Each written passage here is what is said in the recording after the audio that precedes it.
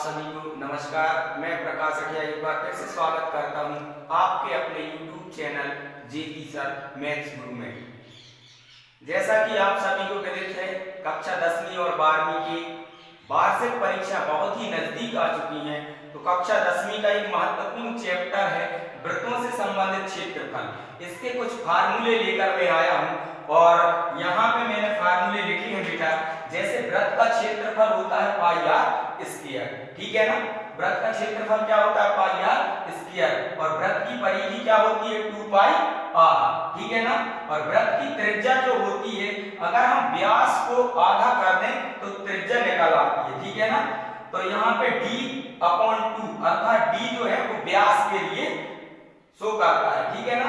और त्रिज्य खंड का क्षेत्रफल होता है θ/360 पाई आर स्क्वायर। और अगला जो फार्मूला है त्रिज्य खंड के चाप की लंबाई, तो वो होती है θ/360 2 पाई आर।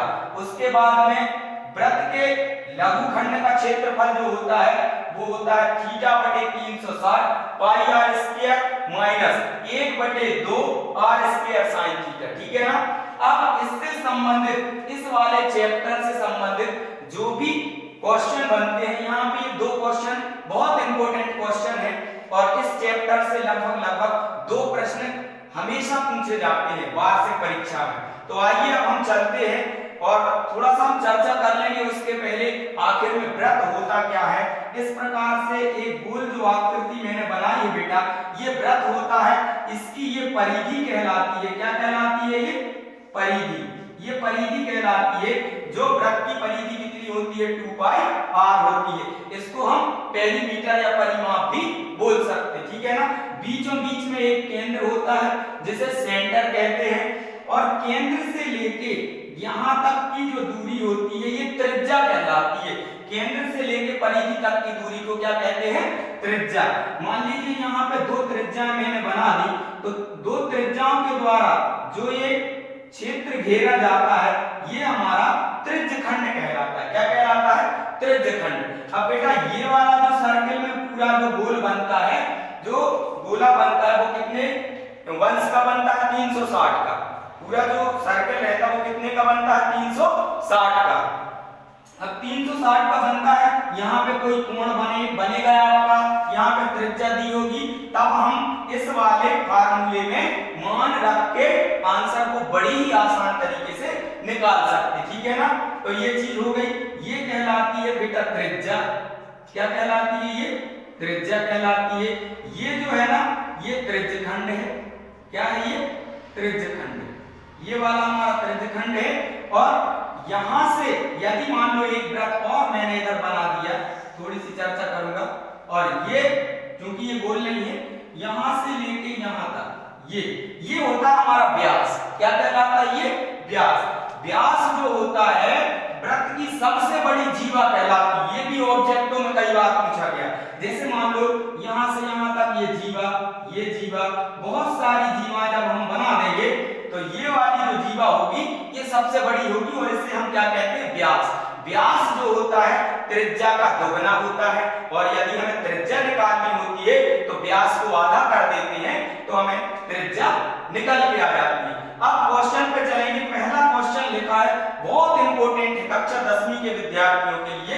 लिखा है 6 सेंटीमीटर त्रिज्या वाले वृत्त के त्रिज्य खंड का क्षेत्रफल ज्ञात करो जिसका कोण 60 अंश है। अब हमें क्या क्या चीज, हम इसको बहुत अच्छे तरीके से आपको हल करके बताने वाले हैं बेटा। तो यहाँ पे हमें r दिया है, त्रिज्या दे दी है। r का मान कितना दिया है? ये दिया है हमें 6 सेंटीमीटर, ठीक है ना। उसके बाद हमें क्या दिया हुआ है?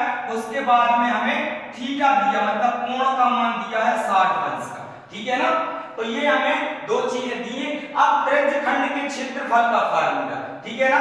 त्रिज्य खंड के क्षेत्रफल के फार्मूले के लिए हम आपको बताना चाहेंगे, यहाँ पे कुछ मैंने TLM का उपयोग किया है। तो ये जो है ना, यहाँ पे मान लीजिए ये पूरा वृत्त था हमारा, ठीक है ना। ये क्या था? वृत्त था। और कितना एरिया बेटा मैंने निकाल दिया, इतना वाला एरिया ये निकाल दिया है इसमें से। तो ये क्या बन गया हमारा? त्रिज्य खंड, मतलब इतने का। और यहाँ पे जो एंगल बनने वाला है इसकी बात हो रही है, यहाँ पे जो कोण कोण बनेगा, मान लीजिए इसी में समझ लेते हैं, ये जो थीटा है ना ये हमारा 60 अंश का बन रहा है और इसकी जो आर दी है अर्थात त्रिज्या ये 6 सेंटीमीटर दे दी है। ठीक है ना, इस चीज से आप समझ सकते हैं। ठीक है ना, और ये जो क्या होता है, ये पूरा वृत्त है, एक और यहाँ पे रखा हुआ है, ये पूरा वृत्त है और ये वृत्त की परिधि होती है 2 पाई आर, इसके बीचों बीच में एक केंद्र होता है जिसे हम सेंटर कहते हैं। ठीक है ना, तो आइए हम करते हैं ये क्वेश्चन।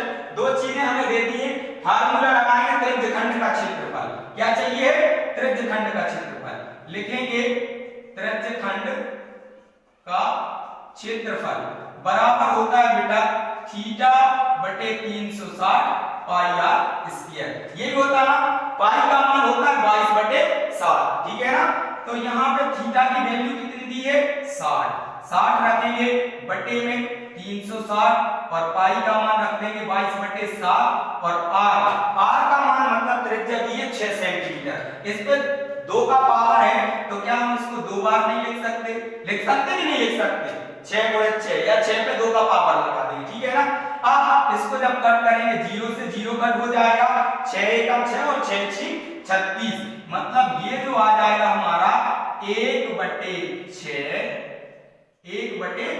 मतलब 6 एकम 6 और 6 6 36 और यहाँ पे ये हो जाएगा हमारा 22 बटे 7 और गुणित में 6 और गुणित 6। ठीक है ना, अब इस चीज को ध्यान रखना है, इसका मल्टीप्लाई आपको ऊपर करना है, नीचे नहीं करना है, तो यहाँ पे ये वाला 6 और ये वाला 6 हमारा कट जाएगा। ठीक है ना, अब क्या बचा हमारा 22 बटे 7 और गुणित में क्या बचा 6 बच गया। अब इसका हम मल्टीप्लाई कर देंगे तो हमारा होता है 6 दूनी 12 का 2 हासिल 1 आएगी, फिर से करेंगे 6 दूनी 12 और 1 हासिल का 13, मतलब ये हो गया 132 बटे 7 सेंटीमीटर स्क्वायर, क्योंकि क्षेत्रफल पूछा गया है और क्षेत्रफल की इकाई पे हमेशा 2 की घात होती है। इस प्रकार से हमने ये क्वेश्चन बड़े ही आसान तरीके से आपको हल करके बताया। आइए चर्चा करते हैं दूसरे क्वेश्चन पे, बड़ा ही इंपॉर्टेंट क्वेश्चन है, एक वृत्त के चतुर्थांश का क्षेत्रफल ज्ञात कीजिए जिसकी परिधि 22 सेंटीमीटर। अब बेटा इसमें आपको वृत्त के चतुर्थांश मतलब हम यहाँ पे फिर से आपको समझाने वाले हैं, एक जैसे मान लो ये वृत्त है और इसके 4 टुकड़े कर दिए हमने, तो यहाँ पे हमने क्या बताया, ये पूरा कोण कितने का बनता है बेटा 360 का, लेकिन इतना कितने का बनेगा 360 में अगर हम उसको डिवाइड करेंगे 4 से तो ये हमारा हो जाएगा 90 डिग्री का, कितने का हो जाएगा 90 90 अंश का कोण बनेगा 90 90 180, फिर ये 270 और ये 360। ठीक है ना, तो यहाँ पे अगर आपको फार्मूला याद है तो अच्छी बात है और नहीं है तो आप क्या करेंगे, यहाँ पे आप सबसे पहले क्या निकालेंगे, परिधि दी है, परिधि के मात्र आपको त्रिज्या की जरूरत पड़ेगी क्योंकि आपको क्या चाहिए है वृत्त के चतुर्थांश का क्षेत्रफल, वृत्त का चतुर्थांश मतलब त्रिज्यखंड ही है। ठीक है ना, तो यहाँ पे आपको r की वैल्यू पता नहीं है तो इसके लिए क्या करेंगे बेटा, हमें परिधि दी है तो हम लिखेंगे वृत्त की परिधि, वृत्त की परिधि कितनी दी है 22 सेंटीमीटर दी है ना, इसके लिए हम क्या करने वाले हैं, वृत्त की परिधि होती है 2 पाई आर होती है ना, और कितना दिया है ये 22 सेंटीमीटर। अब यहां से हम एक चीज कर सकते हैं, आर की वैल्यू चाहिए है आपको, तो बराबर कर देंगे 22 बटे 2, जो चीज गुणा में होती है बटे में आ जाती है। ठीक है ना, इसको कट कर देंगे 11 बार हो जाएगा, मतलब पाई आर बराबर आ जाएगा हमारा 11, पाई का मान रखेंगे 22 बटे 7 आर और ये बराबर में 11।